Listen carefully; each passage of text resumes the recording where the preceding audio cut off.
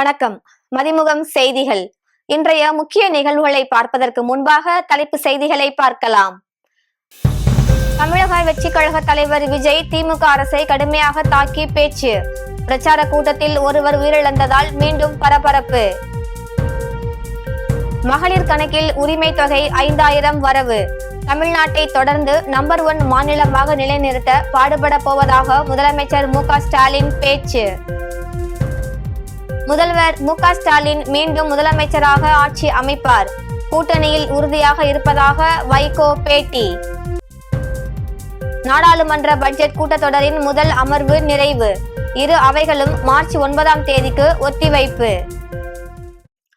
இனி விரிவான செய்திகளை பார்க்கலாம். சேலத்தில் தவேக தலைவர் விஜயின் பரப்புரை கூட்டத்தில் பங்கேற்ற ஒருவர் உடல்நல பாதிப்பால் உயிரிழந்தார். சேலம் மாவட்டம் சீலநாயக்கன்பட்டியில் தவேக பிரச்சார கூட்டம் நடைபெற்றது. முன்னதாக நிர்வாகிகள் சந்திப்பு கூட்டம் நடக்கும் திடலுக்கு வந்த தவேக தலைவர் விஜய்க்கு தொண்டர்கள் உற்சாக வரவேற்பு அளித்தனர். கூட்டத்தில் உரையாற்றிய விஜய், மக்களை சந்திக்க மற்றவர்களுக்கு அனுமதி தரும்போது தனக்கு மட்டும் அனுமதி மறுப்பது ஏன் என கேள்வி எழுப்பினார். பணம் கொடுத்து ஓட்டு வாங்கும் கலாச்சாரம் மாற வேண்டும் என்றும், பணம் கொடுத்தால் ஓட்டு போட்டு வேண்டாம் எனவும் உறுதிமொழி எடுத்துக்கொண்டனர். கூட்டத்தில் 1 மணி அளவில் விஜய் பேச தொடங்கினார். அதே சமயம் கூட்டம் நடைபெற்ற இடத்தில் கடுமையான வெயிலின் தாக்கம் இருந்தது. இதையடுத்து பலர் மயக்கமடைந்தனர். அவர்களுக்கு அங்கு சிகிச்சை அளிக்கப்பட்டது. இதனிடையே தமிழக வெற்றி கழக கூட்டத்திற்கு வந்திருந்த சிராஜ் என்ற இளைஞர் மயங்கி விழுந்து உயிரிழந்தார். சேலம் செவ்வாய்பேட்டையில் வெள்ளி பட்டறை தொழில் செய்து வந்த சிராஜ் என்பவருக்கு ஏற்கனவே உடல்நிலை சரியில்லாமல் இருந்து வந்த நிலையில் அண்மையில் ஆஞ்சியோ சிகிச்சை பெற்றதாக கூறப்படுகிறது. இதனைத் தொடர்ந்து அவரை அங்கிருந்தவர்கள் மீட்டு சீலநாயக்கன்பட்டி பகுதியில் உள்ள தனியார் மருத்துவமனையில் சிகிச்சைக்காக அனுமதித்தனர். அங்கு சிகிச்சை பலனின்றி சிராஜ் உயிரிழந்ததாக காவல்துறையினர் தெரிவித்துள்ளனர். இது தொடர்பாக காவல்துறையினர் வழக்கு பதிவு செய்து விசாரணை மேற்கொண்டு வருகிறார்கள். விஜய் கூட்டத்தில் பங்கேற்க வந்த இளைஞர் உடல்நலக் குறைவு காரணமாக உயிரிழந்த சம்பவம் அப்பகுதியில் மிகவும் சோகத்தை ஏற்படுத்தியுள்ளது. தமிழ்நாட்டில் மகளிருக்கு வழங்கப்பட்டு வரும் 1000 ரூபாய் உரிமை தொகையை திராவிட மாடல் 2.0ல் 2000ஆக உயர்த்தி வழங்கப்படும் என முதலமைச்சர் மு.க. ஸ்டாலின் அறிவித்துள்ளார். தமிழ்நாட்டில் மகளிர் உரிமை தொகை கடந்த 2023ஆம் ஆண்டு செப்டம்பர் முதல் குடும்ப தலைவிகளுக்கு மாதந்தோறும் அவர்களுடைய வங்கி கணக்கில் ரூபாய் 1000 வரவு வைக்கப்பட்டு வருகிறது. இந்நிலையில் பிப்ரவரி, மார்ச், ஏப்ரல் மாதங்களுக்கான உரிமை தொகையை முன்கூட்டியே கணக்கில் வரவு வைத்திருப்பதாக முதலமைச்சர் அறிவித்திருக்கிறார். 3 மாதங்களுக்கான மகளிர் உரிமை தொகையாக 3000 ரூபாய் மற்றும் கோடைக்கால சிறப்பு தொகுப்பாக 2000 ரூபாய் என மொத்தம் ரூபாய் 5000 பெண்களின் வங்கி கணக்கில் வரவு வைக்கப்பட்டுள்ளதாகவும் அவர் தெரிவித்தார். மேலும் திராவிட மாடல் 2.0வில் மகளிர் உரிமை தொகை 2000ஆக உயர்த்தப்படுவதாக முதலமைச்சர் மு.க. ஸ்டாலின் அறிவிப்பு வெளியிட்டுள்ளார். இது குறித்து அவர் வெளியிட்டுள்ள எக்ஸ் பதிவில், தமிழ்நாட்டு மகளிருக்கு திமுக தந்த உறுதிமொழிதான் உரிமை தொகை என்றும், யார் தடை ஏற்படுத்தினாலும் அதிலிருந்து பின்வாங்க மாட்டேன் என்றும் பதிவிட்டுள்ளார். மகளிர் உரிமை தொகை தொடர்பான முதலமைச்சரின் அறிவிப்பிற்கு துணை முதலமைச்சர் உதயநிதி ஸ்டாலின், அமைச்சர் தங்கம் தென்னரசு, காங்கிரஸ் எம்பி ஜோதிமணி உள்ளிட்ட பலரும் வரவேற்பு தெரிவித்துள்ளனர். உங்க குடும்பத்துல நோய்வாய்ப்பட்டவங்களுக்கு மாத்திரை வாங்கி கொடுக்க முடியுமா? குழந்தைகள் தேர்வு எழுதுகிற காலத்தில் அவங்களுக்கு உணவு கொடுப்பதிலிருந்து தேவையான கல்வி செலவுகளை செய்ய முடியுமா? இந்த கஷ்டத்தை எல்லாம் நினச்சி பார்த்து தான் ஒரு முக்கியமான முடிவை எடுத்திருக்கிறேன். அதன்படி இந்த பிப்ரவரி மாதம் மட்டும் இல்லாமல் அடுத்த 2 மாதம், அதாவது மார்ச், ஏப்ரலுக்கான உரிமை தொகை தவணைகளை சேர்த்து 3000 ரூபாயும், கூடுதலாக கோடைக்கால செலவுகளை கருத்தில் கொண்டு மேலும் 2000 ரூபாய் சிறப்பு தொகையும் சேர்த்து இந்த பிப்ரவரி மாதம் 5000 ரூபாயை சிறப்பு மகளிர் உரிமை தொகையாக 1,31 லட்சம் பெண்களுக்கு வழங்க உத்தரவிட்டிருக்கிறேன். இந்த தருணத்தில் இன்னொரு அன்பான வேண்டுகோள். இந்த 5000 ரூபாயை அடுத்த 3 மாதத்துக்கு நீங்கள் பயன்படுத்திக்கணும் என்பதால் கொஞ்சம் கவனமாக செலவு பண்ணுங்க. முதலமைச்சர் மு.க. ஸ்டாலின் மீண்டும் ஆட்சி அமைப்பார் என வைகோ நம்பிக்கை தெரிவித்துள்ளார். தூத்துக்குடி மாவட்டம் கோவில்பட்டியில் மதிமுக பொதுச் செயலாளர் வைகோ செய்தியாளர்களை சந்தித்தார். அப்போது வரும் தேர்தலிலும் திமுக கூட்டணியில் உறுதியாக இருக்கப் போவதாக தெரிவித்தார். சமூக நீதியை நிலைநாட்ட 8 ஆண்டிற்கு முன் திமுகவுடன் மதிமுக கூட்டணி அமைத்ததாக குறிப்பிட்ட வைகோ, திராவிட மாடல் ஆட்சி நடத்தும் மு.க.ஸ்டாலின் தேர்தலுக்கு பின்னரும் மீண்டும் முதலமைச்சராக ஆட்சி அமைப்பார் என நம்பிக்கை தெரிவித்தார். நாடாளுமன்ற பட்ஜெட் கூட்டத்தொடரின் முதல் அமர்வு நிறைவு பெற்ற நிலையில் இரு அவைகளும் மார்ச் 9ஆம் தேதிக்கு ஒத்திவைக்கப்பட்டன. நாடாளுமன்ற பட்ஜெட் கூட்டத்தொடர் கடந்த ஜனவரி 28ஆம் தேதி குடியரசுத் தலைவர் உரையுடன் தொடங்கியது. பிப்ரவரி 1ஆம் தேதி 2026 மற்றும் 2027ஆம் ஆண்டுக்கான மத்திய பட்ஜெட் தாக்கல் செய்யப்பட்டது. தொடர்ந்து கூட்டத்தொடரில் சீன ஆக்கிரமிப்பு, இந்தியா அமெரிக்க வர்த்தக ஒப்பந்தம் என பல்வேறு பிரச்சனைகளை எழுப்பி எதிர்க்கட்சிகள் தொடர்ந்து அமளியில் ஈடுபட்டன. குடியரசுத் தலைவர் உரைக்கு நன்றி தெரிவிக்கும் தீர்மானம் மீது விவாதம் நடந்த நிலையில் கடந்த 4ஆம் தேதி மக்களவையில் தீர்மானத்திற்கு நன்றி தெரிவித்து பிரதமர் உரையாற்றுவார் என்று கூறப்பட்ட நிலையில் பிரதமர் மோடி அவைக்கு வரவில்லை. எதிர்க்கட்சி பெண் எம்பிக்கள் சதி செய்ய திட்டமிட்டிருந்ததால் பிரதமரை அவைக்கு வர வேண்டாம் என்று தான் கூறியதாக அவைத்தலைவர் ஓம் பிர்லா கூறினார். இது பெரும் சர்ச்சையை எழுப்பியது. நாடாளுமன்றத்தில் எதிர்க்கட்சி எம்பிக்களின் நடவடிக்கைகள் தொடர்பான வீடியோக்களை அமைச்சர் கிரண் ரிஜிஜு வெளியிட்டுள்ளது சலசலப்பை ஏற்படுத்தியுள்ளது. தொடர்ந்து இந்திய அமெரிக்க வர்த்தக ஒப்பந்தம் ராணுவ முன்னாள் தளபதி நரவேனாவின் புத்தகத்தில் இடம்பெற்றுள்ளவை குறித்து விவாதம் கோரி எதிர்க்கட்சிகள் அமளியில் ஈடுபட்டதால் நாடாளுமன்ற இரு அவைகளும் முடங்கின. எப்ஸ்டீன் கோப்புகளும் தொடர்புடைய அமைச்சர் ஹர்தீப் சிங் புரி ராஜினாமா செய்ய வேண்டும் என்றும் அவர்கள் ஆர்ப்பாட்டத்தில் ஈடுபட்டனர். தொடர்ந்து மார்ச் 9ஆம் தேதிக்கு நாடாளுமன்ற இரு அவைகளும் ஒத்திவைக்கப்படுவதாக அவைத்தலைவர்கள் தனித்தனியே அறிவித்தனர். இதன்படி பட்ஜெட் கூட்டத்தொடரின் முதல் அமர்வு நிறைவடைந்தது. 2ஆம் அமர்வு மார்ச் 9ஆம் தேதி தொடங்கி ஏப்ரல் 2ஆம் தேதி வரை நடைபெறவிருக்கிறது. தமிழ்நாட்டை தொடர்ந்து நம்பர் 1 மாநிலமாக நிலைநிறுத்த பாடுபட போவதாக முதலமைச்சர் மு.க.ஸ்டாலின் தெரிவித்துள்ளார். தமிழ்நாடு அரசு பணியாளர் தேர்வாணையம், மருத்துவ பணியாளர் தேர்வு வாரியம் மற்றும் ஆசிரியர் தேர்வு வாரியம் ஆகிய தேர்வு முகமைகள் மூலம் தேர்வு செய்யப்பட்ட 9801 பேருக்கு பணி நியமன ஆணைகளை வழங்கும் விழா சென்னையில் நடைபெற்றது. விழாவில் பங்கேற்ற முதலமைச்சர் மு.க.ஸ்டாலின் வெற்றியாளர்களுக்கு பணி நியமன ஆணைகளை வழங்கினார். பின்னர் எளிமைப்படுத்தப்பட்ட 50 சேவைகளையும் தேர்வு களம் என்னும் கைபேசி செயலியையும் அறிமுகப்படுத்தினார். இதனைத் தொடர்ந்து அண்ணா நிர்வாக பணியாளர் கல்லூரியின் அத்தியாவசிய பணியாளர்களுக்கு அக்கல்லூரியின் வளாகத்திலேயே 3,38,00,000 ரூபாய் மதிப்பீட்டில் 8 குடியிருப்புகள் கொண்ட கட்டடத்தையும் திறந்து வைத்தார். நிகழ்ச்சியில் பேசிய அவர், தமிழ்நாட்டை முதல் மாநிலமாக உயர்த்தும் வகையில் பொறுப்புணர்வு கூடி உள்ளதாக தெரிவித்தார். ஒவ்வொரு வீட்டையும் அவர்களது பதவிக்கேற்ப அடையாளப்படுத்தியதுதான் திராவிட மாடல் சாதனை என்றும் அவர் கூறினார். 1,31,00,000 சகோதரிகளுக்கு சிறப்பு தொகுப்பாக 5,000 ரூபாய் மகளிர் உரிமை தொகை வழங்கிட்டு மிகுந்த மகிழ்ச்சியோடு மனநிறைவோடு இந்த நிகழ்ச்சிக்கு வந்திருக்கிறேன். எனக்கு மகிழ்ச்சியோட பொறுப்புணர்வும் கூடுதலாகி இருக்கு. பதவி ஏற்ற போது சொன்னேன், வாக்களித்தவர்கள் வாக்களிக்காதவர்கள் என நினைக்காமல் அனைவருக்குமான முதலமைச்சராக இருப்பேன் என்று சொன்னேன். அனைவருக்குமான முதலமைச்சராகத்தான் இந்த 5 ஆண்டுகள் இருந்தேன்.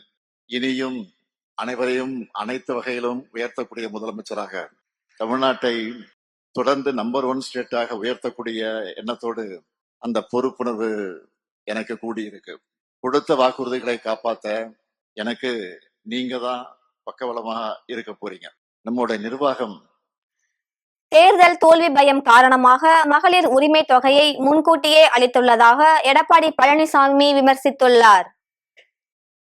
திருப்பத்தூரில் செய்தியாளர்களை சந்தித்த அதிமுக பொதுச் செயலாளர் எடப்பாடி பழனிசாமி, அதிமுக ஆட்சிக்கு வந்தவுடன் கனிம வள கொள்ளைக்கு துணை போன அதிகாரிகள், அதனை செய்தவர்கள் மீது சட்டப்படி நடவடிக்கை எடுக்கப்படும் என எச்சரித்தார். கடந்த 2022 முதல் 2025 வரையிலான ஆண்டுகளிலும் கோடைக்காலம் வந்ததை குறிப்பிட்ட அவர், அப்போது மக்களுக்கு தெரியாத கோடைக்கால துயரம் தேர்தல் நடைபெறுகின்ற இந்த ஆண்டு மட்டும் முதலமைச்சர் ஸ்டாலினின் கண்ணுக்கு தெரிவது எப்படி என்று கேள்வி எழுப்பியுள்ளார். மகளிர் உரிமை தொகையை விமர்சிக்க பாஜகவுக்கு தகுதி இல்லை என அமைச்சர் ரகுபதி தெரிவித்துள்ளார்.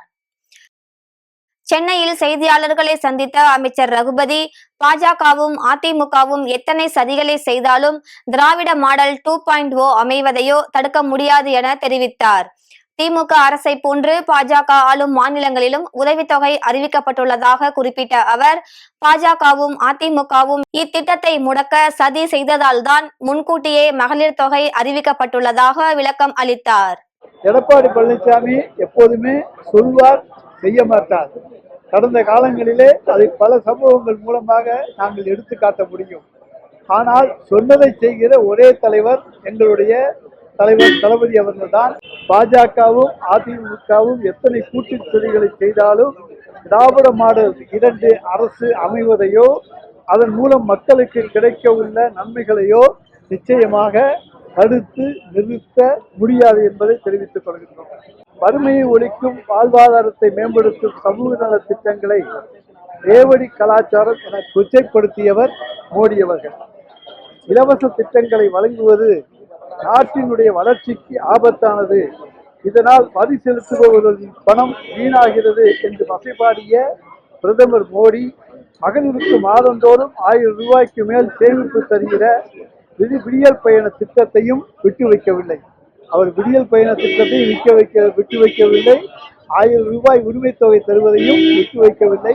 இதெல்லாம் வரிப்பணத்தை வீணாக்குகிற செயல் என்று அவர் சொல்லுகிறார். ஆனால் மக்களை வாழ வைக்கிற செயல் என்று எங்களுடைய தலைவர் தளபதி அவர்கள் சொல்லுகிறார்கள். சென்னையில் இன்று ஆபரண தங்கத்தின் விலை சவரனுக்கு 1520 ரூபாய் குறைந்து 1,16,800 ரூபாய்க்கு விற்பனையாகிறது. நேற்று ஒரே நாளில் மட்டுமே தங்கம் விலை 2 முறை அதிரடியாக உயர்ந்து நகை பிரியர்களை அதிர்ச்சி அடைய செய்தது. அந்த வகையில் நேற்று காலை ஆபரண தங்கத்தின் விலை கிராமிற்கு 20 ரூபாய் உயர்ந்து 14,600 ரூபாய்க்கும், சவரனுக்கு 160 ரூபாய் உயர்ந்து 1,16,800 ரூபாய்க்கும் விற்பனை செய்யப்பட்டது. தொடர்ந்து மாலை நிலவரப்படி 22 கேரட் தங்கம் விலை கிராமிற்கு 190 ரூபாய் உயர்ந்து 14,790 ரூபாய்க்கும், ஒரு சவரனுக்கு 1,520 ரூபாய் உயர்ந்து 1,18,320 ரூபாய்க்கும் விற்பனை செய்யப்பட்டது. இந்நிலையில் தங்கம் விலை இன்று கணிசமாக குறைந்துள்ளது. அதன்படி 22 கேரட் தங்கம் விலை கிராமிற்கு 190 ரூபாய் குறைந்து 14,600க்கும், சவரனுக்கு 1,520 ரூபாய் குறைந்து 1,16,800 ரூபாய்க்கும் விற்பனை செய்யப்படுகிறது. மேலும் வெள்ளியின் விலை 3வது நாளாக மாற்றமின்றி 1 கிராம் வெள்ளி 300 ரூபாய்க்கும், 1 கிலோ வெள்ளி 3 லட்சம் ரூபாய்க்கும் விற்பனையாகிறது. தேர்தலை காரணம் காட்டி மகளிர் உரிமை தொகை திட்டத்தை நிறுத்த சிலர் முயன்றதாக அமைச்சர் சிவசங்கர் தெரிவித்துள்ளார். அரியலூர் மாவட்டம் கீழப்பழுவூர் அருகில் மொழிப்போர் போராட்டத்தின் போது இன்னுயிரை ஈந்த கீழப்பழுவூர் சின்னசாமி, மொழிப்போர் தியாகி கீழப்பழுவூர் சின்னசாமியின் நினைவாக 3 கோடி மதிப்பில் கட்டப்பட்ட நினைவரங்கத்தை முதலமைச்சர் மு.க. ஸ்டாலின் காணொலி காட்சி வாயிலாக திறந்து வைத்தார். இந்நிகழ்ச்சியில் கலந்து கொண்ட அமைச்சர் சிவசங்கர் சின்னசாமியின் திருவுருவ படத்திற்கு மலர் தூவி மரியாதை செலுத்தினார். இதனை அடுத்து செய்தியாளர்களை சந்தித்த அமைச்சர் சிவசங்கர், தேர்தலை காரணம் காட்டி மகளிர் உரிமை தொகை திட்டத்தை நிறுத்த சிலர் முயன்றதை அறிந்துதான் தேர்தல் நடவடிக்கைக்கு முன்பாக உரிமை தொகை வழங்கப்பட்டதாக விளக்கம் அளித்தார். மகளிர் உரிமை தொகை பெற்ற குடும்ப தலைவிகளின் கருத்துக்களை தற்போது பார்க்கலாம். மாண்புமிகு முதல்வர் அவர்கள் இன்னைக்கு உதவித்தொகை 5000 ரூபா கோடைகால உதவித்தொகையாக நம்ம எதிர்பார்க்காத சமயத்தில் நம்மளுக்கு இந்த அமௌண்ட்டு போட்டிருக்கிறது நம்ம எல்லாத்துக்குமே, மகளிர் எல்லாத்துக்குமே ரொம்ப உதவியாக இருக்கும். இது எதுக்காகன்னு நிறைய பேர் யோசிக்கலாம். நம்மளுக்கு வெய்ய காலத்தில் பெண்கள் போய் வெயிலில் ரொம்ப கஷ்டப்பட்டு சிரமப்பட்டு வேலை செய்ய முடியாத சூழ்நிலைகளில் இந்த 5000 ரூபா பணம் பெண்கள் அனைவருக்குமே மிக உதவியாக இருக்குது. நம்ம மாண்புமிகு முதல்வர் அவர்களுக்கு என்னுடைய நன்றிகளையும் பெண்கள் அனைவருடைய சார்பாகவும் என்னுடைய நன்றியை தெரிவிச்சுக்கிறேன். இன்னும் பார்த்திங்கன்னா நம்ம மாண்புமிகு முதல்வர் அவர்கள் 5 ஆண்டு காலங்களில் மிக சிறப்பாக பெண்களுக்கு பேருந்துகளில் இலவச பயணம்னு சொல்லாமல் கூட நம்மளுக்கு பேருந்துகளில் பெண்கள் பயணிக்கலாம் அப்படிங்கிற மாதிரி ரொம்ப எல்லா திட்டங்களுமே பெண்களுக்காக கொண்டு வந்த திட்டங்கள் அனைத்துமே மிக மிக மிக சிறப்பு. மீண்டும் திராவிட மாடல் நல்லாட்சி அமைக்கப்பட்டு நம்ம மாண்புமிகு முதல்வர் ஸ்டாலின் அவர்கள் ஆட்சியில் அமர அனைத்து மகளிரும் நம் திராவிட முன்னேற்ற கழகத்திற்கு கூட்டணிக்கே வாக்களித்து திராவிட முன்னேற்ற கழகத்தை வெற்றி பெற செய்யுமாறு கேட்டுக்கொள்கிறேன். வணக்கம். தமிழக முதல்வரோட மகளிர் உதவித்தொகை இன்று 5000 ரூபாய் எதிர்பார்க்கிற அளவுக்கு எங்களுக்கு கிடைத்ததுக்கு ரொம்ப நன்றி. மகளிர் உதவித்தொகை பணம் மட்டுமல்லாமல் இலவச பயணிச்சு கொடுத்ததன் மூலமாக மக்கள் ரொம்ப பயனடைஞ்சிருக்கிறாங்க. இது மூலமாக இந்த ஆட்சியில் நல்லபடியாக நடக்குது. எங்களுக்கு எதிர்பார்க்காத விட அதிகமான உதவித்தொகை கிடைச்சதுக்கு ரொம்ப நன்றி. இந்த ஆட்சி மேலும் தொடர எங்களுடைய வாழ்த்துக்கள். இந்தியா பாகிஸ்தான் மோதலின் போது 10 விமானங்கள் சுட்டு வீழ்த்தப்பட்டதாக ட்ரம்ப் தெரிவித்துள்ளார். இந்தியா பாகிஸ்தான் மோதலின் போது 10 விமானங்கள் சுட்டு வீழ்த்தப்பட்டன என்றும் தான் மொத்தம் 8 போர்களை நிறுத்தியதாகவும் ட்ரம்ப் தெரிவித்துள்ளார். இதில் 6 போர்களை வர்த்தக வரிகள் மூலமாகவே நிறுத்தியதாகவும், இந்த போரை முடிக்கவில்லை என்றால் உங்களுக்கு கூடுதல் வரிகளை விதிப்பேன் என்று கூறியதால் அவர்கள் உடனடியாக போரை நிறுத்தினார் என்றும் அவர் கூறியுள்ளார். வர்த்தக வரிகளை ஆயுதமாக பயன்படுத்தி போர்களை நிறுத்தியது அமெரிக்காவின் பொருளாதார வலிமையை உலகுக்கு காட்டியுள்ளதாக அவரது ஆதரவாளர்கள் கருத்து தெரிவித்து வருகின்றனர். மீண்டும் தலைப்பு செய்திகள்.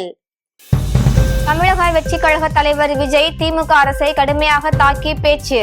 பிரச்சார கூட்டத்தில் ஒருவர் உயிரிழந்ததால் மீண்டும் பரபரப்பு. மகளிர் கணக்கில் உரிமை தொகை 5000 வரவு. தமிழ்நாட்டை தொடர்ந்து நம்பர் 1 மாநிலமாக நிலைநிறுத்த பாடுபட போவதாக முதலமைச்சர் மு.க. ஸ்டாலின் பேச்சு.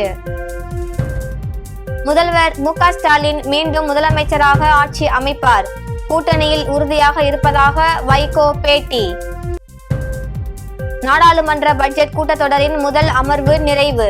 இரு அவைகளும் மார்ச் 9ஆம் தேதிக்கு ஒத்திவைப்பு. இத்துடன் செய்திகள் நிறைவடைந்தன. மீண்டும் செய்திகள் காலை 8 மணிக்கு. மேலும் செய்திகளை தெரிந்து கொள்ள மதிமுகம் பிரைம் யூடியூப் தளத்தில் இணைந்திருங்கள்.